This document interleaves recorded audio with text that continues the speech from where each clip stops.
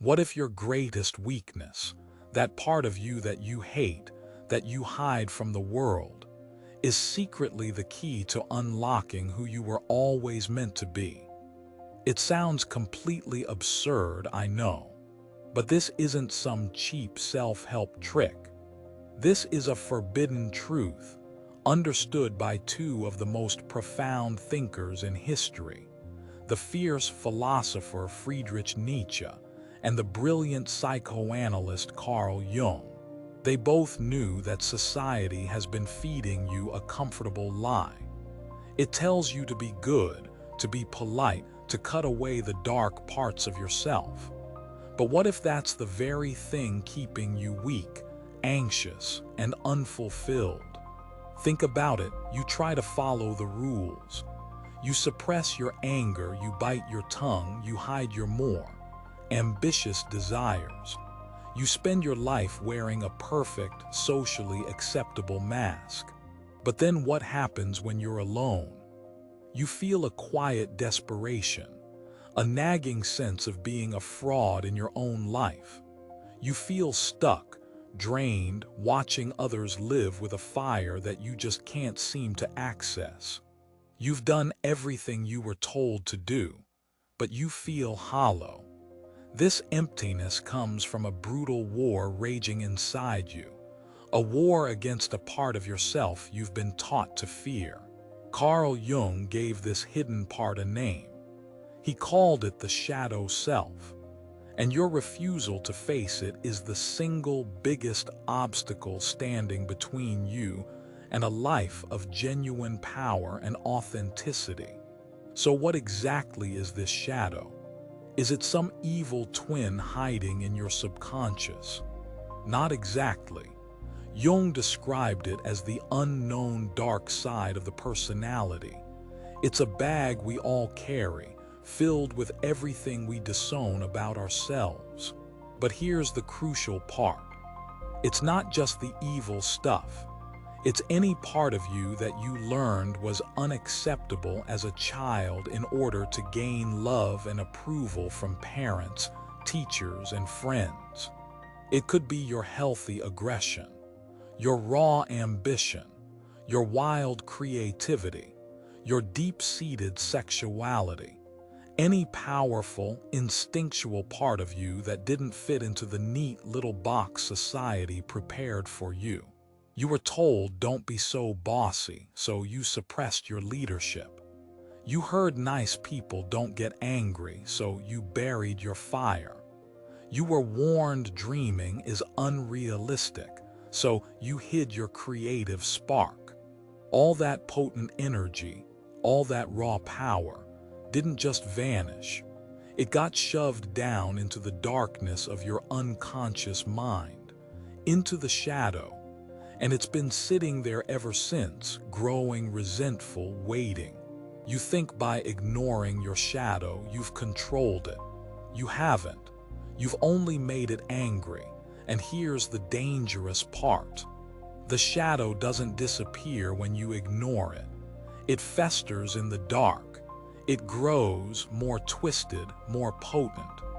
And it waits for a moment of weakness to take control.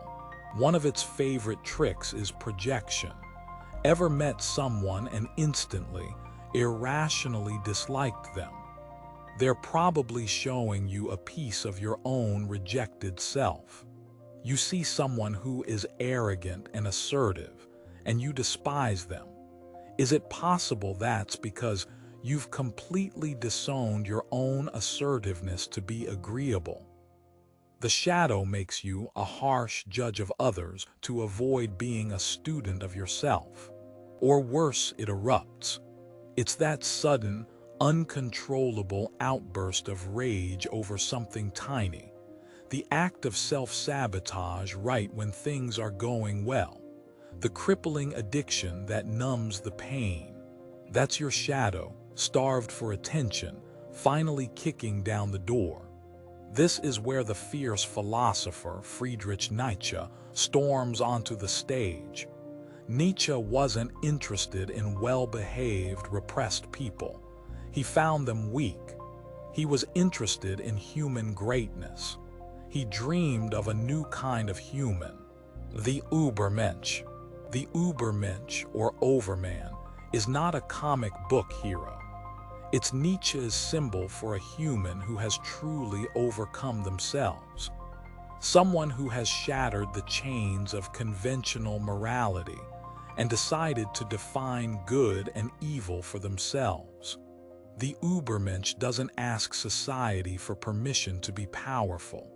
They don't look to others for their values. They look inward into the chaos of their own soul and forge their own meaning. They say yes to all of life, the joy and the pain. They live with a terrifying freedom and an equal measure of responsibility. They are the artists of their own lives, masters of their destiny, not slaves to circumstance or public opinion. It sounds incredible, right? But how does one even begin to approach this? This is the grand synthesis where Jung's psychology meets Nietzsche's philosophy. The secret is this: you cannot become the Übermensch without first descending into your personal underworld and integrating your shadow. It is absolutely, fundamentally impossible. Why? Because all the raw materials for greatness, all the rocket fuel you need to escape the mundane, are hidden in that dark bag you've been trying to get rid of.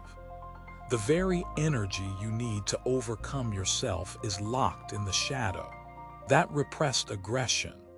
When integrated, it becomes the fuel for disciplined drive and unwavering focus.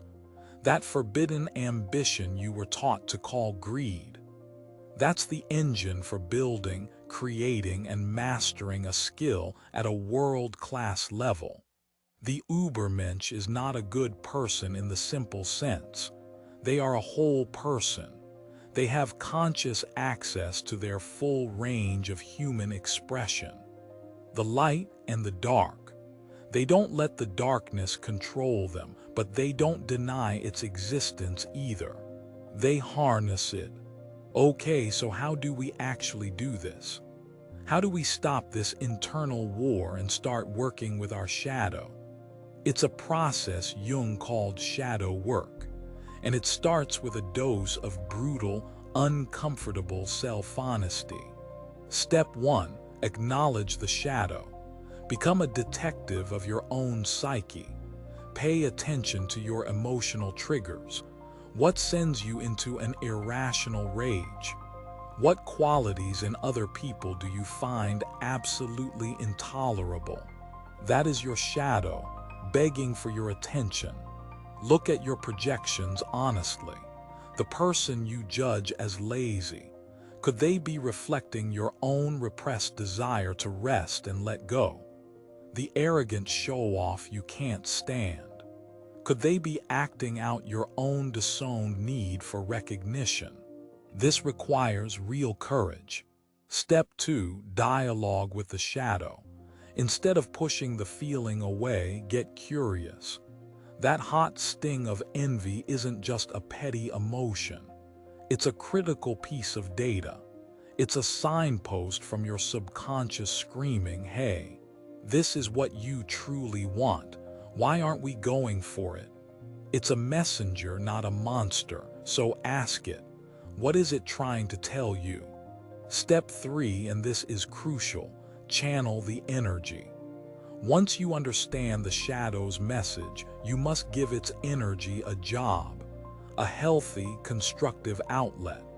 Because if you don't, I promise you, it will find a destructive one on its own. If you have repressed aggression, don't let it explode at a stranger in traffic. Channel it into a martial art, competitive sports, or the relentless pursuit of a business goal. Transform the raw, chaotic energy into focused, disciplined power. Is your shadow full of repressed chaos? Don't let it manifest as a messy, self-destructive life. Channel it onto a canvas, into a song, into starting an unconventional business. Give the demon a paintbrush, and it will create a masterpiece for you. This is the path of integration. It's not a one-time fix. It is the great work of a lifetime. The goal isn't to eliminate the shadow, that's impossible. The goal is to become whole. And what does this wholeness look like? It looks like radical authenticity. You stop pretending. You own all parts of yourself. You develop a deep, unshakable self-respect that isn't dependent on anyone else's approval. You become dangerously effective because you're no longer wasting immense energy suppressing half of your own personality. All that liberated energy becomes available to you to build, create, and live with purpose. And paradoxically, you develop a profound compassion. Because when you face the darkness in your own heart, you are far less likely to arrogantly judge it in someone else. You see the shared human struggle. This is the real journey towards the Übermensch, not by becoming some flawless angel, but by becoming a fully integrated human, someone strong enough to contain their own contradictions, someone brave enough to create their own values from the fire of their soul.